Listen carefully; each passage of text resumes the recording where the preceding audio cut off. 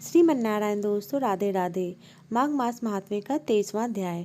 लोमस ऋषि कहने लगे कि जिस पिशाच को देवदूती ने मुक्त किया वह पहले द्रविड़ नगर में चित्र नाम वाला राजा था। वह बड़ा सूरवीर, सत्यपरायण तथा पुरोहित को आगे करके यज्ञ आदि करता था। दक्षिण दिशा में उसका राज्य था और उसके कोष धन से भरे हुए थे। उसके पास बहुत से हाथी, घोड़े, रथ थे। वह अत्यंत शोभा को प्राप्त होता था, बहुत सी स्त्रियों के साथ क्रीड़ा करता था और अनेक यज्ञ करके नित्य अतिथियों का पूजन करता और शस्त्र विद्या में निपुण था। ब्रह्मा, विष्णु, महेश तथा सूर्य की पूजा सदैव किया करता था। वह जंगल में भी स्त्रियों से घिरा हुआ क्रीड़ा किया करता था। एक बार वह पाखंडियों के मंदिर में गया और देहहीन भस्म लगाए महात्मा बने पाखंडियों से उस राजा की बातचीत हुई। पाखंडियों ने कहा कि हे राजन, शैव धर्म की महिमा सुनो। इस धर्म के प्रभाव से मनुष्य पाप को काटकर मुक्त हो जाता है। सब वर्णों से शैव मत ही मुक्ति देने वाला है। शिव की आज्ञा के बिना दान, यज्ञ और तपो से कुछ नहीं बनता। शिव का सेवक होकर भस्म धारण करके जटा धारण करने से मनुष्य मुक्त हो जाता है। जटा धारण करने तथा भस्म लेपन से ही मनुष्य शिव को समान हो जाता है, जिसके बराबर कोई पुण्य नहीं होता। जटा भस्म धारण किए हुए सभी योगी शिव को सशस्त्र होते हैं। अर्ध जड़, नपुंसक, मूर्ख सब जटा से ही पहचाने जाते हैं। शूद्र वर्ण के वैश्य भी पूजनीय हैं।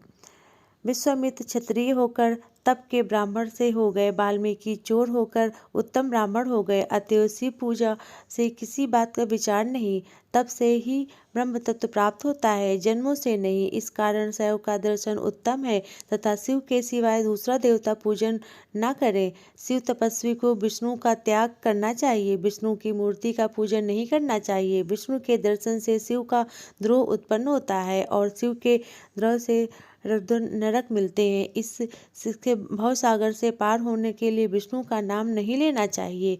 शिव भक्त निसंकार होकर शिव से प्रेम करता है, वह कैलाश में वास करता है, इसमें कुछ संदेह नहीं। इस धर्म का पालन करने वालों को कभी नाश नहीं होता। उस पाखंडी के ऐसे वचन सुनकर राजा ने मोह में आकर उसका धर्म ग्रहण कर लिया और दैविक धर्म को त्याग दिया। वह ऋतु, स्मृति और ब्राह्मणों की निंदा करने लगा।